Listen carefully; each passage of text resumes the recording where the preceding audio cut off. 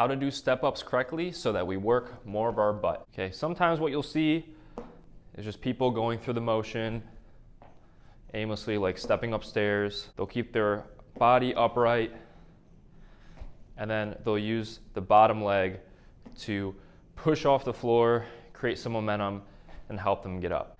That's not really working the muscles that we want to work, how we want to work them. We want to keep this foot on the box or bench the whole time. We want to keep the bottom foot on our toes.